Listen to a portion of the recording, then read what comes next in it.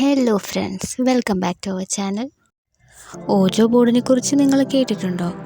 ഓജോ board എങ്ങനെയാണ് work ചെയ്യുന്നത് എന്നുള്ളത് നിങ്ങൾക്കറിയാമോ? അതിലുള്ളിരിക്കുന്ന നിഗൂഢതകളെക്കുറിച്ച് നിങ്ങൾക്ക് അറിയാനായി ചാനൽ സബ്സ്ക്രൈബ് ചെയ്യും. ലൈക്ക് ചെയ്യാനും ഷെയർ ചെയ്യാനും മറക്കല്ലേ. ആത്മാക്കളുമായി സംസാരിക്കാനാണ് ഓജോ ബോർഡ് ഉപയോഗിച്ചു വരുന്നത്. ഡീറ്റെയിലായി പറയണമെങ്കിൽ ഒരുപാട് പുറകോട്ട് പോകേണ്ടതായി വരും. ഇത്തരമൊരു കമ്മ്യൂണിക്കേഷൻ ചൈനയിൽ നടത്തി വന്നിരുന്നെങ്കിലും ചൈനീസ് ചക്രവർത്തിമാർ പൂർണ്ണമായി ഇത് നിരോധിക്കുകയുണ്ടായി. ലോകത്തിൻ്റെ വിവിധ ഭാഗങ്ങളിൽ ഇത്തരത്തിൽ തന്നെ ആത്മാക്കളുമായി സംസാരിക്കാൻ പല മീഡിയംസും ഉണ്ട് എന്നാണ് പറയുന്നത്. ഇതിനെ അടിസ്ഥാനമാക്കിയുള്ള ഒരുപാട് ന്യൂസ് റിപ്പോർട്ടുകൾ സോഷ്യൽ മീഡിയയിലും മറ്റും കാണാൻ സാധിക്കുന്നുമുണ്ട്.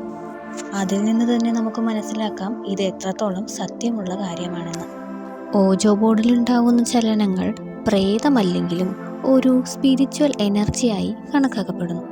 ഒരുപാട് സിനിമകൾ ഇതിനെ അടിസ്ഥാനമാക്കി പുറത്തു വന്നിട്ടുണ്ട്. ഒരു പോസിറ്റീവ് എനർജി ഉണ്ടെങ്കിൽ ഒരു നെഗറ്റീവ് എനർജിയും ഉണ്ടാവുമെന്നാണല്ലോ. അതുകൊണ്ട് തന്നെ ഞാനും ഇതിൽ വിശ്വസിക്കുന്നുണ്ട്.